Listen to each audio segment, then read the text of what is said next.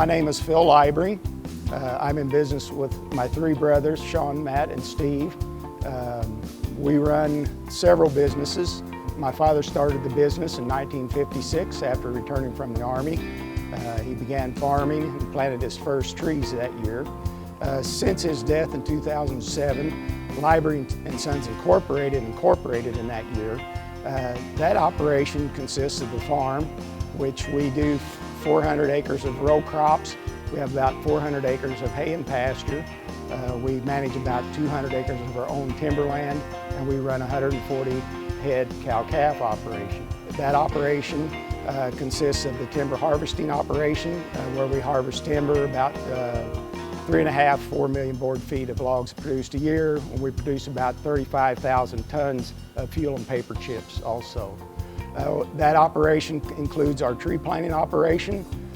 Since 1956, we've estimated we've planted over 30 million trees.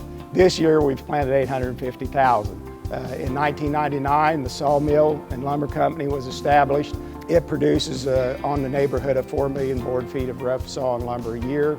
The Dimension plant was added in 2008. This facility we're sitting in here is where we produce our finished products or parts, flooring, furniture products. We also run a kiln dry as part of that operation.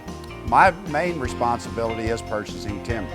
My main responsibility in that part of it is marking the individual trees that we are going to harvest to supply fiber here to the mill. I also help with the logging part of it. The process starts with a machine that grabs onto the tree. We call it our tree hugger. It grabs onto the tree and has what's called an intermittent saw comes out and basically grabs the tree, cuts the tree, and controls its fall. Then another machine called a skidder comes in and grabs a hold of that whole tree and pulls it to a landing where it's processed into log lengths. From the mill, from the log process part of it, where we process the logs to where they go, at the landing they get sorted according to which place we want to deliver the logs. From that point, they're loaded on trucks and brought here, and that's where my brother Sean takes over.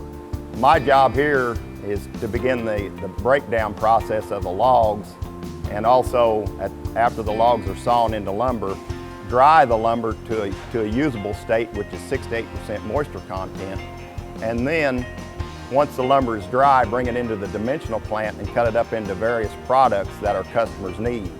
Maybe flooring, kitchen cabinetry, panels, dimension stock for cabinetry, furniture parts. After they're cut into lumber, it goes to put on air strips, and then the lumber is dried, kiln dried. That process may take anywhere from a week to 5 weeks long, depending on what species the lumber is. And at that point, after the lumber's dry, then it can be used into any of the various products that we do. The lumber has to be, the moisture has to be dried out of the lumber to get it into a consistent and stable state where it can be used in a home. And white oak may take, if it's green, could take up to 5 weeks to dry. Maple or poplar, which loses its moisture very easily, could be dried in 7, maybe to 10 days. After the lumber is dry, it's pulled out of the kilns and it's allowed to cool off for several days to get the temperature, the heat out of the lumber. That may take 1 to 2 days. The final stages of drying is a very hot process. It would be 180 degrees in the kiln. Once the lumber's cooled, it's now ready to come into the plant, and it goes through a double-headed planer. After it's planed, it goes through a rip saw and ripped into various widths. At that point, it goes into what we call our marking station. At our marking station, the sorters and markers use fluorescent marks to defect out the lumber. Some of the wood we're cutting actually is going all over the world. Some of the lumber we cut off the sawmill goes to China, Europe, Middle East, Canada, Mexico. A lot of the wood is used right here in Indiana. A lot of it's used in the cabinetry industry right here in Indiana. You know, we have a growing population in the world.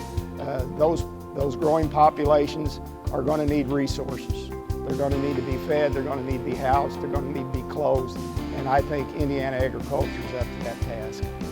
I'm Sean Leibering. I'm Matt Leibering. And I'm Phil Leibering. And We found our voice with Indiana Farm Bureau.